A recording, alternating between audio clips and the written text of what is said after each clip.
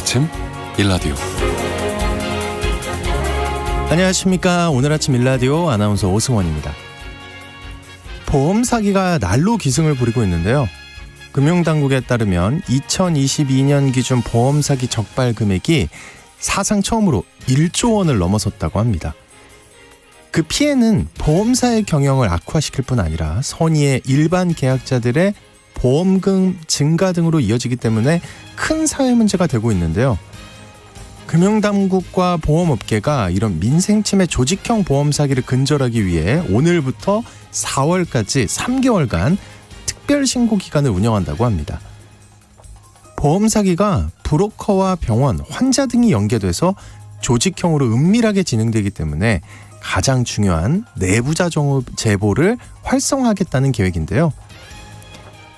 만약 허위 진단이나 입원을 권고하는 경우, 또 미용 성형 시술 후 실손 허위 청구 관련 보험 사기 혐의 정보를 갖고 있는 경우에 병원 관계자나 브로커를 제보하시면 포상금을 받으실 수 있습니다. 신고인이 병원 관계자인 경우에는 5천만 원, 브로커인 경우에 3천만 원, 환자인 경우에 1,000만 원의 포상금이 주어지는데요. 경찰 수사가 진행되면 구체적인 물증과 참고인 진술 같은 적극적인 수사 협조가 뒷받침돼야 인정된다고 합니다. 그러니까 또 허위 제보나 추측성 제보 같은 일은 없어야겠죠. 모쪼록 이런 포상금까지 내걸고 문제 해결에 나섰는데요. 제보가 활성화되고 보험 사기 피해를 줄이는데 실질적인 효과가 있었으면 좋겠습니다. 2월 첫째 날 목요일 오늘 아침 일라디오 출발합니다.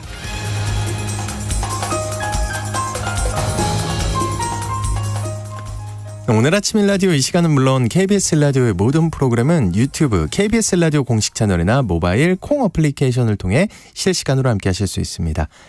KBS 일라디오 채널 구독과 좋아요, 댓글 많이 부탁드립니다. 자, 오늘 농수산 이슈 시간에는요. 올해부터 유통기한 대신 쓰게 되는 소비기한에 대해 살펴보겠습니다. 어른의 성장법 시간에는요. 남을 부러워하는 감정, 질투심에 대해 알아보겠습니다.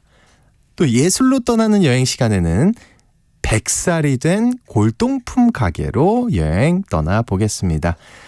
자, 방송에 참여하실 분들은 단문 50원, 장문 100원이 드는 유료 문자 샵 9730으로 보내주시기 바랍니다. 유익한 정보와 살아있는 이야기가 있습니다. KBS 오늘 아침 일라디오.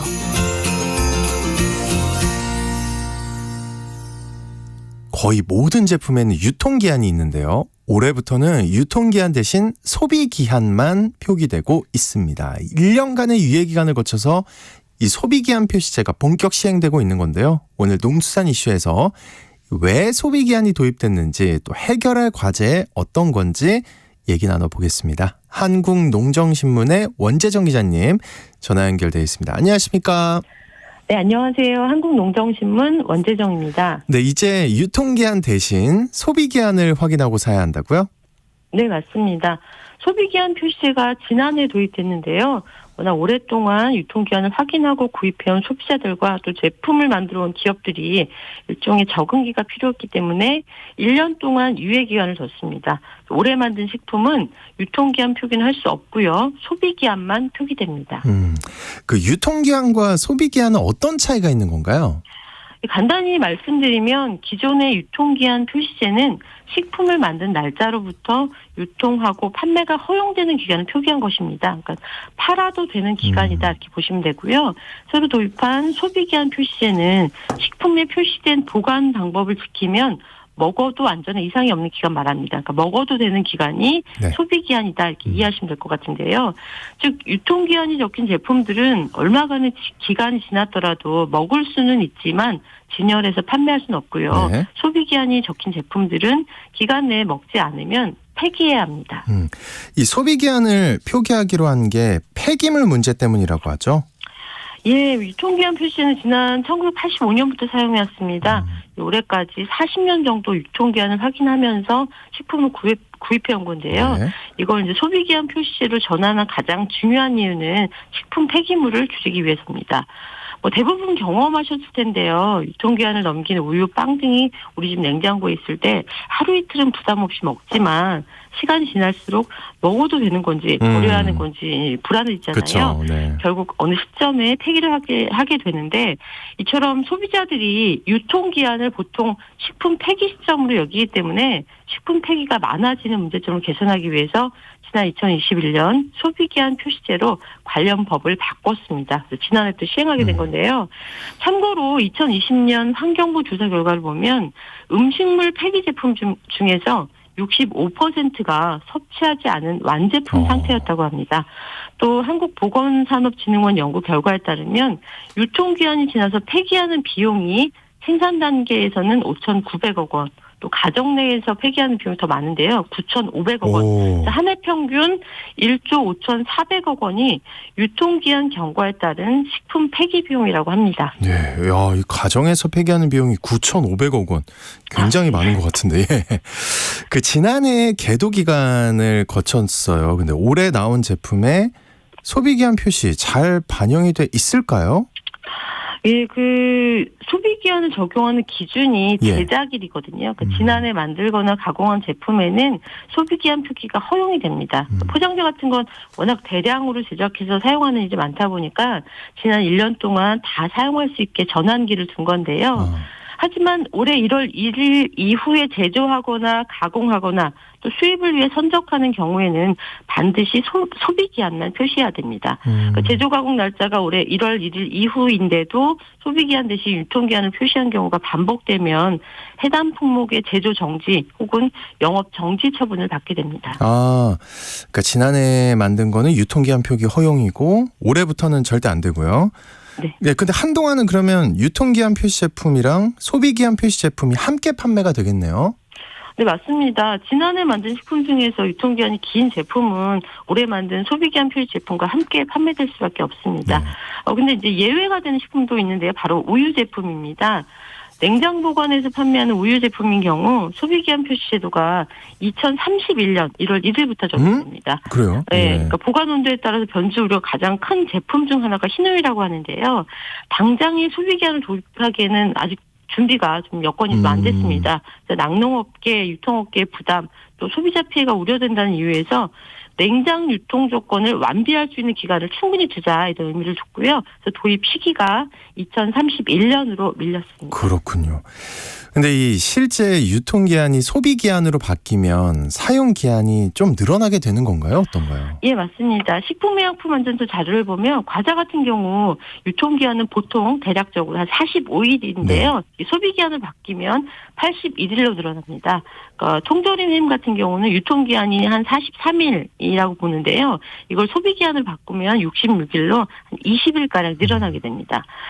그리고 개봉하지 않은 식품은 소비기한이 상상 이상으로 긴데요. 냉장 보관한 개봉하지 않은 우유 같은 경우는 유통기한이 지난 후에도 50일까지는 소비기한을 볼 수 있다고 합니다. 또 개봉하지 않은 두부는 유통기한이 지난 후에도 90일까지는 섭취해도 괜찮다. 이런 소비기한이 된다고 합니다. 야, 그렇군요. 완전히 좀 달라지는 느낌인데요. 그 제도 정착을 위해서 소비기한 표시제에 어떤 과제가 있다면 어떤 게 있을까요? 예, 이와 관련해서 지난 11일 소비자주권 시민회의라는 소비자 단체에서 일부 식품 제조사와 판매사들이 소비기한 표시제를 악용할 우려가 있다면서 정부가 구체적인 가이드라인을 설정해야 한다. 성명서가 좀 나왔습니다. 소비자들은 보통 이제 마트나 편의점 같은 이제 오프라인 매장보다는 온라인 쇼핑몰에서 식품을 구입하는 경우가 더 많다고 조사된 바 있는데요. 일부 온라인 쇼핑몰 같은 경우는 소비기한 표시제 사각지대라는 지적이 나왔습니다. 유예 기간이 1년이 지난 시점에도 소비기한 표시제가 뭔지 알기 쉽게 소비자들이 알기 쉽게 표시하지 않은 온라인 쇼핑몰들이 있다고 하고요. 특히 식품 제조 판매사들이 소비기한 제도의 도입 의도를 역행하는 경우가 있다 비판을 했습니다. 예를 들면 소비기한을 의도적으로 짧게 설정해서 더 자주 제품을 사도록 한다는 건데요. 기업 이익을 높이기 위해서 소비자 알 권리라든가 건강과 안전을 경시하는 문제가 발생한다는 거죠. 정부의 관리 감독이 강화돼야 할 부분입니다. 이 식품 표시제 주무부처는 의약품 안전처거든요. 네. 그러니까 식품별로 적정한 소비 기한을 더 구체적이고 상세하게 제시하고 홍보해달라 이런 요구도 나왔습니다. 제도가 하루빨리 정착하기 위해서는 소비자 역할이 가장 중요하다고 생각하는데요. 소비 기한이 제대로 표시된 제품인지 잘 따져서 안전하게 먹을 수 있는 충분한 기간을 확보하면서 식품 구입비도 좀 절약하고 환경 보호도 실천했으면 좋겠습니다. 네, 맞습니다. 자, 농수산 이슈 지금까지 한국농정신문의 원재정 기자님과 함께했습니다. 오늘 말씀 고맙습니다. 네, 고맙습니다.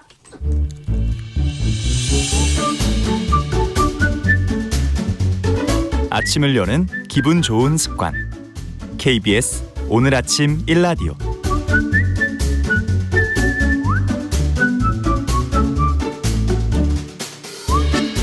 서툰 어른들의 마음이 자라는 어른의 성장법 시간입니다. 오늘은 누구나 가질 수 있는 남을 부러워하는 감정, 질투심에 대해 알아보겠습니다. 정신과 전문의 신재현 원장님 나와주셨습니다. 안녕하십니까? 네, 안녕하세요. 반갑습니다. 아유, 원장님. 또 오늘 이렇게 연예인처럼 꾸미고 오셨어요. 왜 이러세요? 네, 여기까지 하면 괜찮은데 네, 네. 만약에 이제 제가 네. 뭐 왜 이렇게 멋있게 하고 다녀요? 뭐예요? 네? 기분 인기 많으시죠? 나빠지는데 뭐 이런 식으로. 네, 네, 네. 뭐 이러면 질투하는 거죠. 아, 그렇죠. 맞습니다. 뭐 부럽다 질투난다라는 말을 굉장히 많이 하잖아요. 뭐 저도 그렇고 또 아나운서님께서도 그렇고 많이 하죠. 아마, 예. 방송 들으시는 청취자분들도 질투다 느끼면서 살아갈 건데 이게 사실 뭐 겉으로는 잘 드러내지 않더라도 사람들의 삶을 보면서 질투 느끼는 건 당연한 거거든요. 특히나 요즘처럼 SNS가 대중화되어 있고 방송 봐도 관찰 예능이 대세잖아요. 그러니까 네네. 뭐 연예인들이나 뭐 잘 나가는 분들 삶을 관찰하는 예능이 대세가 되다 보니까 계속해서 좀 삶을 비교해야 되는 건 또 자연스러운 일인 것 같아요. 우리가 현재 살아가는 삶의 맥락이 타인을 더 많이 의식하고 더 나가서 시기와 질투를 더 많이 느끼게 만드는 환경이기 때문에 자극을 많이 받는 것 같습니다. 저는 그러니까 뭐 적정한 질투심은 괜찮을 것 같은데 좀 이 질투심이라는 게 살면서 좀 무서운 감정이라는 생각이 들 때가 많아요. 네. 예, 좀 예. 그 질투라는 감정이 참 이제 저는 이게 덩어리가 크고 다루기 어려운 감정처럼 느껴지거든요. 왜냐하면 자칫하면 좀 편집증적인 성향이나 공격성을 변하기가 쉬운 감정이죠. 질투가 끌어오르면 나를 탓하거나 아니면 또 타인을 탓하는 식으로 공격성이 좀 튀어오르기가 쉬운데요. 특히나 요즘처럼 질투를 더 많이 조장하는 사회 분위기라면 질투심이 우리도 모르는 사이에 우리의 행동을 조종하게 되거나 아니면 왜 버튼이 눌린다고 하잖아요. 버튼이 눌린 것처럼 좀 급발진하는 그런 원인이 되기도 하는 것 같습니다. 뉴스나 이런 거 보면 한 번씩 질투나 시기심이 말도 안 되게 끔찍한 사건을 일으키는 그렇죠. 경우도 예, 막 꽤 살인 많죠. 사건도 내고 예. 맞습니다. 네, 뭐 사기도 뭐 벌어지게 되기도 네, 하고 네. 요즘은 또 인터넷을 통해서 사람들이 의사 표현을 자유롭게 하는 장이 또 열려 있다 보니까 질투심이 자극되는 영상이나 이런 대상들에게 댓글 달고 악플 달고 하는 게 또 굉장히 많죠. 우리가 질투심 느끼는 건 일반적이긴 하지만 또 질투를 표현하는 방법이나 방식이 이 사회가 좀 발전하면서 점점 더 적나라해지는 것 같습니다. 적나라해진다. 표현하는 방식이. 이게 그러면은 아까 좀 전에 SNS 얘기도 하셨지만 이게 사회적으로 변화하거나 좀 이렇게 분위기의 문제라고 생각해도 될까요? 어떨까요? 네, 좀 사회적인 변화도 당연히 좀 영향을 미치는 것 같습니다. 무시는 못하는 것 같고요.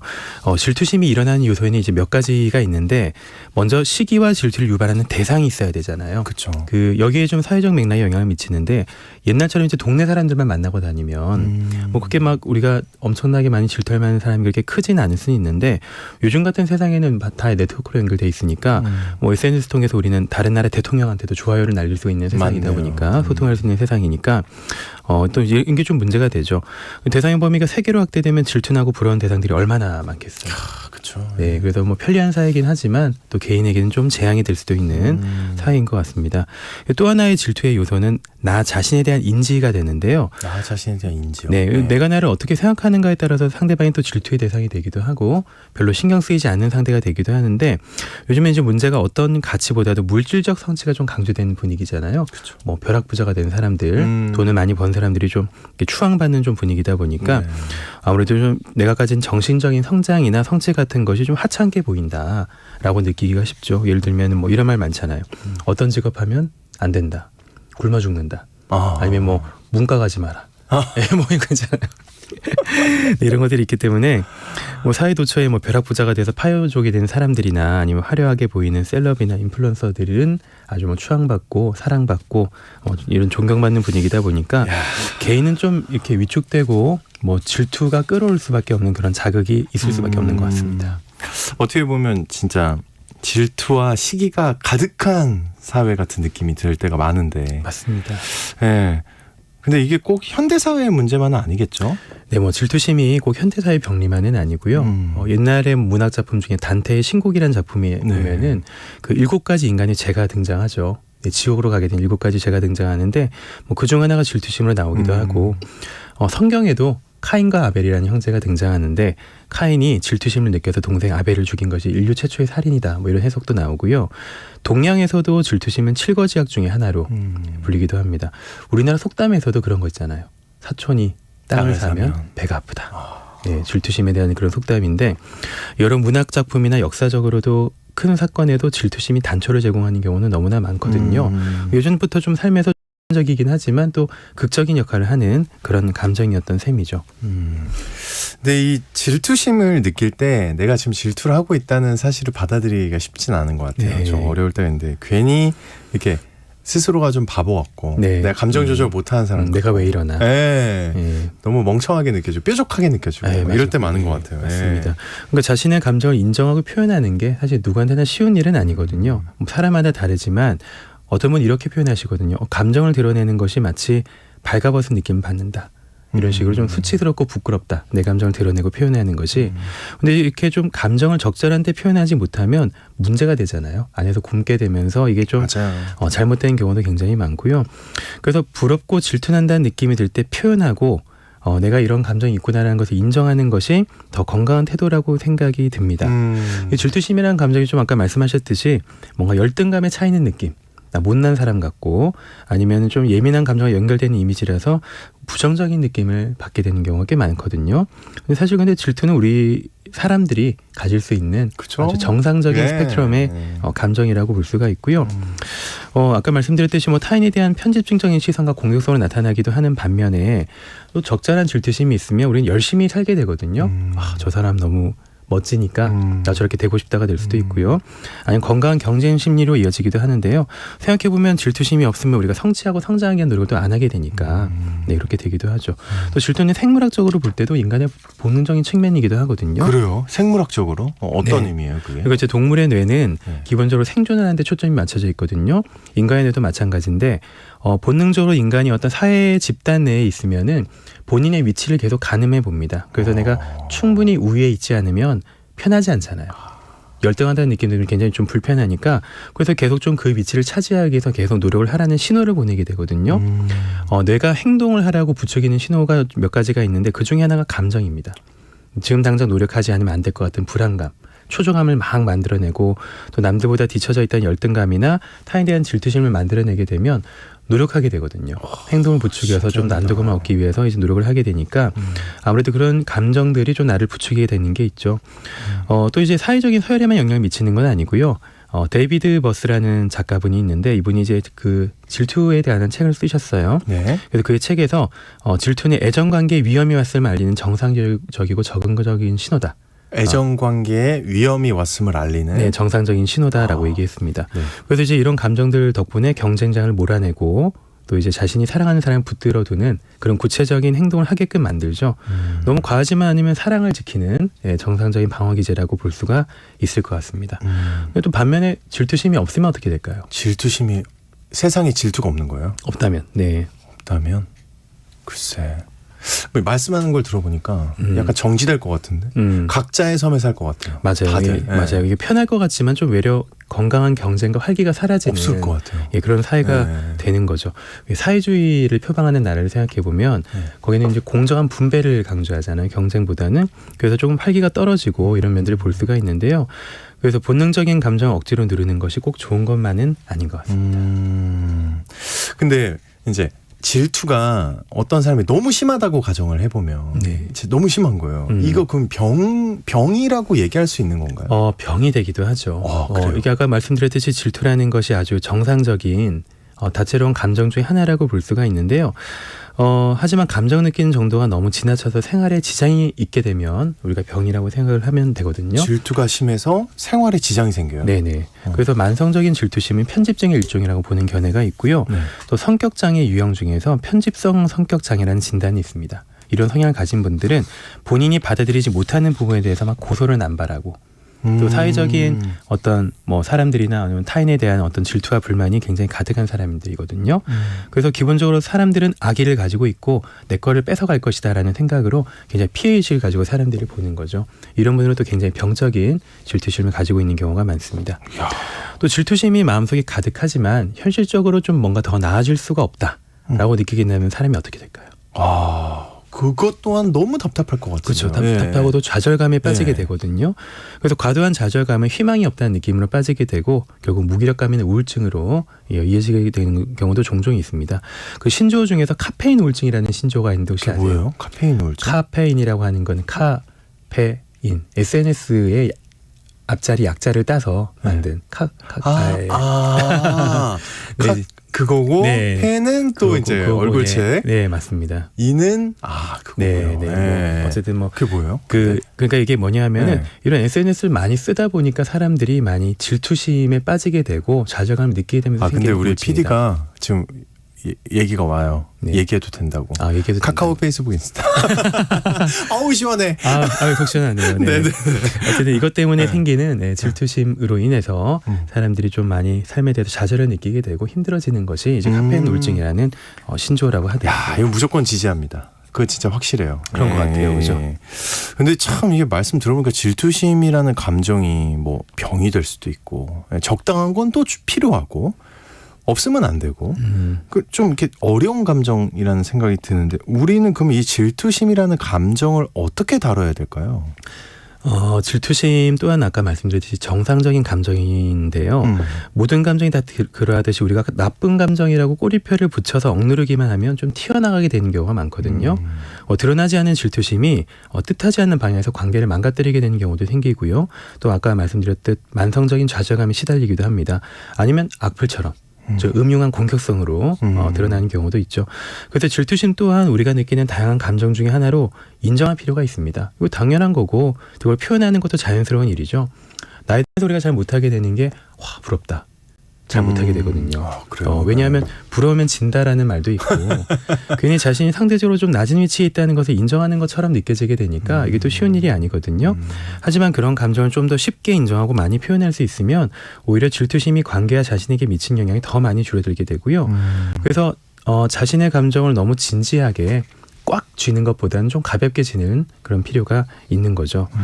또 내가 가진 질투심을 인정하는 게 오히려 그 감정에 몰입하고 끌려가게 만드는 것이 아닌지 걱정하는 사람도 있는데 실은 감정을 알아차리고 인정하는 것이 오히려 그 감정과 거리를 두게 만들어주거든요. 이를테면 질투나 라고 느끼는 것하고 내가 이 상황에서 이런 이유 때문에 질투심을 느끼고 있네?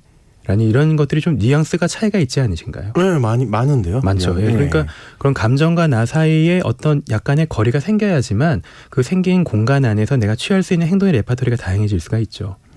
질투의 화신처럼 이렇게 막 질투심에 끌려다니는 사람들은 공격적이고 자기 파괴적인 행동을 선택하는 경우가 많은데요. 조금 멀리 떨어져서 볼 수 있으면 이 질투심이라는 것도 자연스럽게 흘러간다는 경험을 할 수 있게 되기도 하고 또 이제 그 순간 나 자신한테 좀 더 건강하고 좋은 선택을 할 가능성이 높아지게 되겠죠.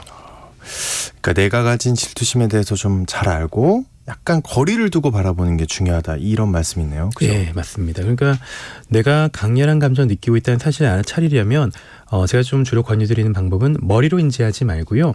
일단 몸에서 느껴지는 느낌을 잘 관찰할 필요가 있다라고 제가 말씀드립니다. 네. 이게 질투심이네라는 걸 알아차리기 전부터 이미 좀 배가 살살 아프거나 어깨가 좀 결리기 시작하거나 머리가 아프거나 이런 게 좀 느껴지기 시작하거든요. 이게 좀 선행되다가 감정이 느껴지고 그 다음에 머리로 오는 신호가 이런 순서대로 우리가 인지를 하게 됩니다. 그러니까 우리가 먼저 하는 것이 아니고 내가 몸으로 먼저 느껴지는 경우가 많기 때문에 뭔가 좀 몸이 안 좋고 찌뿌둥하고 찝찝하다 느껴지면은 내가 뭔가 아까 그 친구가 뭔가 샀다고 한 것 때문에 자극받았구나라고 느끼게 되는 것을 이제 인지를 할 수가 있는 거죠. 내가 이런 변화가 나타나고 질투에 빠졌구나라는 걸 잘 인지하게 되면은 좀 습관적으로 끌려가는 행동을 덜 하게 되거든요. 아무래도 조심을 하게 되니까 또 나한테 질투심을 느끼게 만드는 촉발 자극을 잘 살펴보는 게 중요합니다. 나는 뭐에 좀 취약한가? 네, 이런 것들을 좀 잘 살펴보면서 내가 타인에게 대해서 좀 과하게 시기하거나 질투하는 요소가 뭔가를 알게 되면 또 경계를 하게 되거든요. 그러니까 이게 살다 보면 제가 갑자기 생각이 드는 게 사실은 부러운데 그러니까 막 노력을 하는 거죠. 스스로는. 부럽지 않아. 질투 안 나. 맞아요. 네, 네. 이게 이렇게 애써 외면하는 거잖아요. 이게. 네. 근데 그러지 말고 약간 더 섬세하게 내 몸을 느껴보라는 거잖아요. 그렇죠. 몸에서 좀 약간 이게 시작되면은 나 이거 좀 빠지기 시작했구나. 그걸 좀 나 너무 이게 몰입하지 말고 좀 다른 데로 주의를 돌리면서 잘 흘려보내자. 감정이라는 것은 조절하거나 없앨 수 있는 대상이 아니고 흘려보내는 대상이기 때문에 인정하되 좀 거리두고 흘려보내자는 것이 제가 말씀드리는 골자고요. 예. 또 하나 질투심을 느끼는 것이 꼭 본인의 탓은 아닙니다. 질투심이라는 것이 내가 나에게 본인의 신호라고 말씀드렸는데 내가 속한 환경이나 관계가 질투심을 내내 유발하게 만든다면 그것은 내 잘못이 아니고 환경 탓이죠. 다른 사람 탓이고요. 그래서 이제 그런 사람들이 하는 말은 너무 여과 없이 그대로 내가 받아들였던 것은 아닌지 좀 생각해 볼 필요가 있을 것 같고요. 너무 복잡한 감정을 느끼게 만드는 상황이라면 벗어나도록 노력하는 게 좋습니다. 관계로 고민하는 분들이 병원에 종종 찾아오거든요. 네. 그래서 좀 드리는 조언 중에 하나가 내가 노력해서 바뀐 것도 중요한데 사람을 잘 골라야 된다. 예, 이런 좀 관계를 힘들게 만드는 사람들이 꼭 있거든요. 타인들. 그래서 할 수 있다면 그런 타인들을 잘 고르는 것도 중요하다라고 제가 말씀드립니다. 그래서 질투심을 유발하게 만드는 사람이나 환경 같은 것들도 내가 잘 선택하는 것이 일단 저는 중요할 거라고 생각을 합니다. 만약에 좀 안 좋은 상황이고 별로인 사람인 것 같으면 적당히 피하는 것도 중요하고. 네, 그쵸? 그렇죠. 네, 저 좀 거리를 좀 두고 뭐 내 탓만 하는 것이 아니고 네, 그런 네. 선택을 하는 것도 좀 중요한 문제인 것 같습니다. 알겠습니다. 어른의 성장법 오늘은 질투심에 대해서 다뤄봤습니다. 지금까지 정신과 전문의 신재현 원장님과 함께했습니다. 오늘 말씀 고맙습니다. 네, 감사합니다.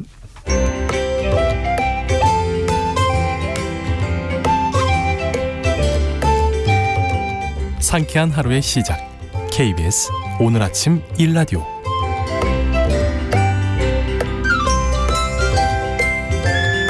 전통의 멋과 맛을 느낄 수 있는 예술로 떠나는 여행의 시간입니다. 오늘도 모던한의 조인선 대표님과 함께하겠습니다. 안녕하세요. 안녕하세요. 네, 오늘 근데 의상이 굉장히 멋지네요. 청룡의 해라서 또 한번 용을 표현한 거군요. 용을 표현했습니다. 청룡을 표현했습니다. 이 아침부터. 고생하셨습니다. 네, 감사합니다. 오늘 어떤 이야기를 들려주실 건가요? 그러니까 아나운서님 새해 인사를 드린 게 진짜 엊그제 같은데 벌써 2월이에요. 한 달이 이렇게 지났어요. 빠릅니다, 진짜. 그러니까요. 어떡합니까?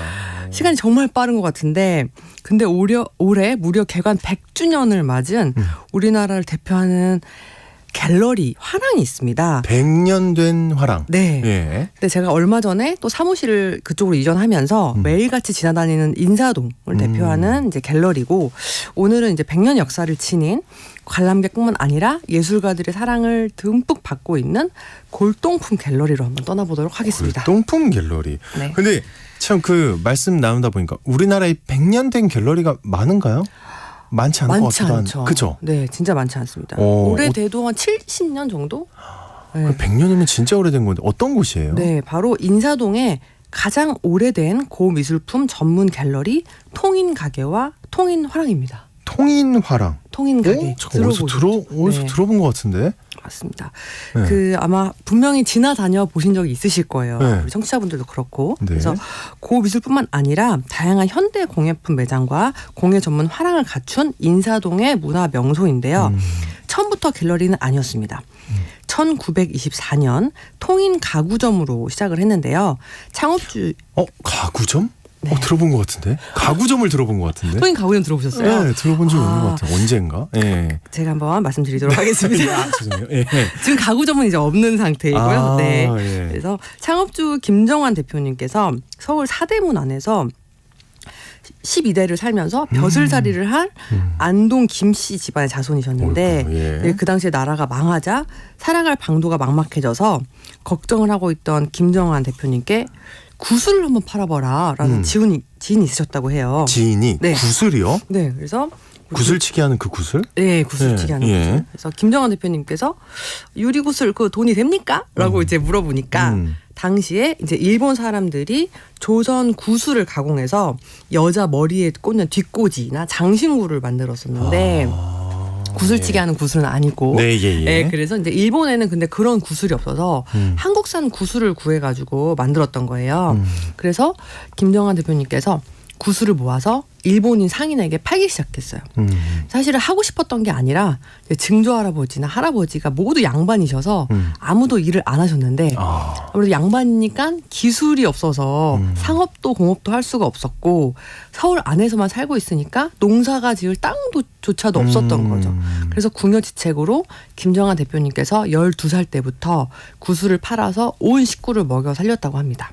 그래서 여기저기 구슬을 사러 다니다 보니 그러면 살 때 가구도 같이 좀 사가라라고 하시는 분들이 있어서 가구 거래도 하게 되면서 처음으로 통인 가구점이 오픈을 하게 됩니다. 야, 근데 얘기 듣다 보면 구슬을 팔다가 네. 가구를 팔고, 그죠? 네.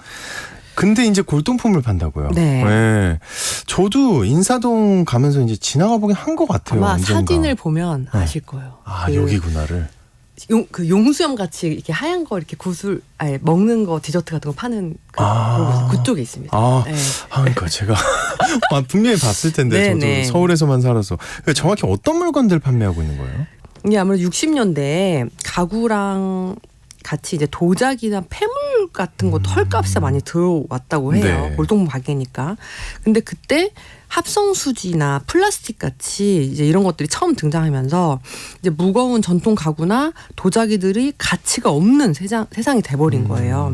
그래서 자연스럽게 가구 안에 들어있던 물건들까지 같이 매입을 하게 되면서 현재는 통인 가게로 이제 운영이 되고 있고 네. 매장에 가보시면 세계적인 도예가들의 가장 각양각색의 생활 도자 그리고 한국인의 해학적인 표정을 지닌 석조물 색색의 한지로 한국 전통 문양을 새롭게 도안하여 겹겹이 오려붙인 한지 공예품 그리고 다양한 크기의 옹기 한국 곳곳의 풍경과 정치를 담은 그림 엽서들과 기념품 등을 판매하고 있습니다.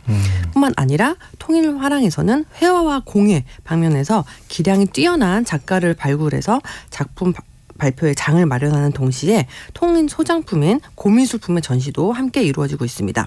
그 청취자분들도 인사동에 가시면 올해 100주년이 된 통인 가게에 꼭 한번 방문해 보시면 좋을 것 같은데요. 이 통인 가게 1층과 지하 1층은 전통과 현대 공예품들이 있고 3층과 5층에는 현대 미술 그리고 4층에는 고미술을 전시하고 있어서 전통과 현대를 넘나드는 다양한 고미술품과 작품들을 만나보실 수가 있습니다. 근데 얘기를 듣다 보니까 네. 통인 가게인데 네. 그러면 이제 왜 인사동에 있는 건가? 통인동에 있어야 될 것 같죠? 왠지 느낌이 그런데. 예리하신 질문입니다. 아, 예. 네, 그래서 이 1924년 100년 전에 오픈하셨을 때는 실제로 통인동에서 매장을 운영하시다가 그랬어요. 예. 네, 1961년 현재 인사동으로 이전을 해서 지금 현재의 건물은 1975년에 신축된 건물입니다. 근데 재밌는 게 이 당시에 인사동에서 가장 높은 건물이었고 최초의 수세식 화장실이 설치된 현대식 건물이었다고 해요. 그래서 개관하자마자 랜드마크로 자리매김을 했고 이 청와대에 외국인 VIP가 오시면 무조건 보내는 단골 명소였다고 합니다. 근데 방금 제가 네. 인사동 최초의 수세식 화장실이었다고 했잖아요. 네. 근데 이 100년의 역사를 가진 만큼 여기에도 재미있는 일화가 있는데요. 네. 박정희 대통령 시절에 미국 국무장관인 윌리엄 로저스의 부인님 오셨는데 갑자기 이제 오셔서 화장실을 좀 쓰고 싶다고 했대요.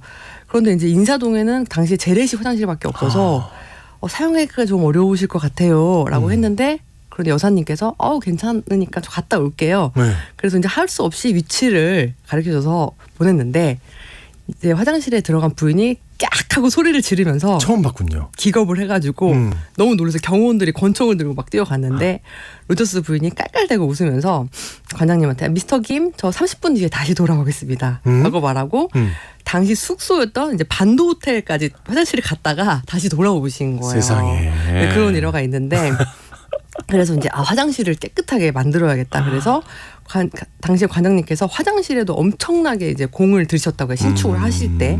그래서 이제 그때부터 화장실까지 꼼꼼히 챙기는 관장님이다라고 입소문이 나기 시작해서 미술 공예 작가님뿐만 아니라 이제 이병철 삼성 창업주 그리고 현대가 며느리 이행자 본태박물관 이사장님 등 내노라는 컬렉터 문인 기자들이 문턱이 닳게 드나드는 문화예술의 사랑방이 됐는데요. 특히 외교 사절과 명사들을 초청해서 이 사교의 장을 만들어주기도 하는 통일 오페라와 판소리를 소개하는 조선 풍류 감상 공연도 지금까지 100회 넘게 열리고 있어서 국내 최고의 사교 문화의 장으로 아직도 정평이 나고 있습니다. 야, 100년의 역사인 만큼 진짜 얘기들이 재밌네요. 근데 그 한국을 대표하는 아티스트들의 전시도 많이 이루어졌을 것 같은데 그 어떤 작가님들이 계실까요? 사실 뭐 100년의 역사를 가졌기 때문에 나열하기도 어려울 만큼 많은 화백들의 전시가 꾸준히 이어지고 있는데요. 네. 이 통일현황에서 전시했던 대표적인 화가로는 박서보 화백님을 꼽을 수가 있습니다. 네. 아마 청취자분들도 아시는 분들이 꽤 있으실 텐데 이 박서보 작가님은 이제 작년 10월에 작고를 하셔서 이 많은 예술인 분들과 제자분들의 추모가 아직도 좀 이어지고 있습니다. 혹시 박서보 작부님의 작품을 보신 적이 있으신가요? 아니요, 잘 모르겠는데. 그러니까 얘기를 들어서는 모르겠어요. 그쵸. 보면은 알 수도 맞아요. 있을 것 같은데. 예. 이 박서보 화백님은 한국을 대표하는 단색화의 거장입니다. 단색화. 네, 한 가지 색깔로 그림을 그리시는 거예요. 그래서 1975년 일본 도쿄화랑에서 처음에 권영우, 서승원, 허황, 이동엽 작가님과 함께 박서보 작가님이 이제 한국을 대표하는 5인의 흰색전을 계기로 한국 현대미술 추상화를 대표하는 많은 작품을 남기신 전설과 같은 분이십니다. 당시만 해도 해외에서 먼저 러브콜을 받으셨지만 한국에서의 인지도는 그렇게 높지 않으셨다고 해요. 그래서 일찌감치 박서보 작가님의 재능을 알아보시고 통인 가게의 2대 관장님이신 김한규 관장님께서 1976년 박서보 작가님의 국내 첫 개인전을 열어주셨고 이 묘법이라는 독창적인 화풍으로 국내에서 첫 데뷔를 하게 되면서 박서보 작가님의 대표작 묘법 시리즈가 통인화랑을 통해서 첫 선을 보이게 됩니다.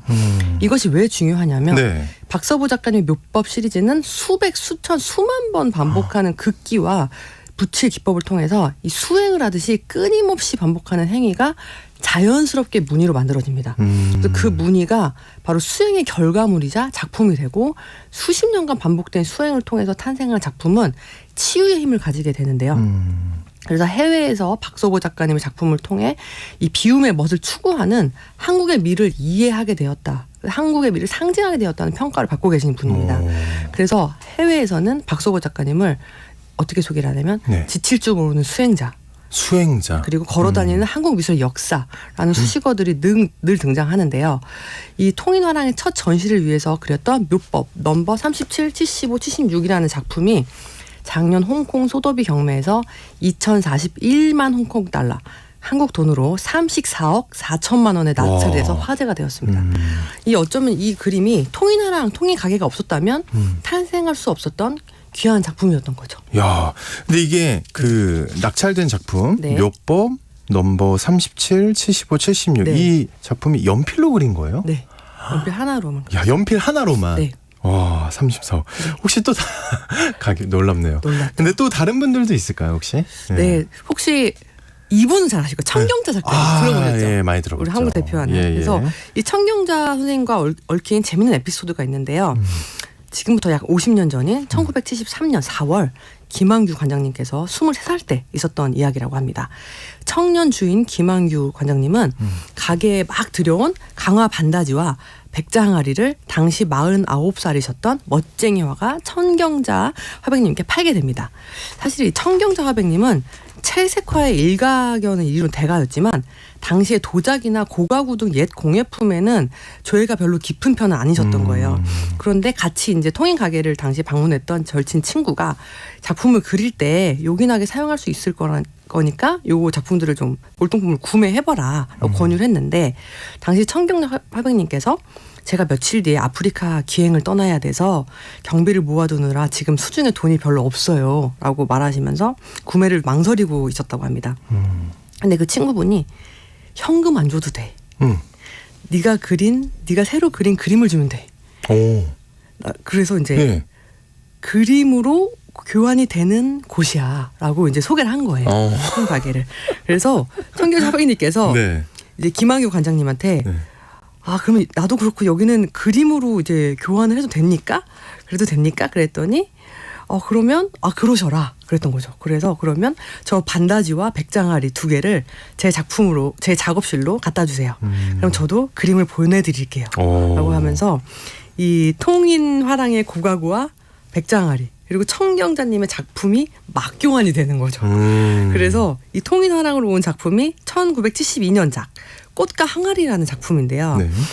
이게 어떤 그림이냐면 색조가 균일하지 않은 군청색 화선지 화폭에 갈색빛이 감도는 화병이 있고 그 위에 다채로운 종류의 꽃들이 가득 꽂혀있는 정물화인데요. 이 작품이 아주 중요한 이유가 있습니다. 청경자 아버님께서 1969년부터 세계 각지로 이제 여행을 다니면서 초현실적이고 상징적인 느낌이 강해진 작품으로 화풍의 변화가 생기는데 그 화풍이 상징적으로 그려진 작품이 바로 꽃과 항아리입니다. 이야, 네. 한번 보고 싶네요. 자, 예술로 떠나는 여행 지금까지 모던안의 조인선 대표님과 골동품 가게 얘기 나눠봤습니다. 오늘 고맙습니다. 감사합니다. 네, 2월의 첫날입니다. 여러분 모두 기분 좋게 하루 시작하시고요. 저는 내일 다시 인사드리겠습니다. 좋은 하루 보내세요.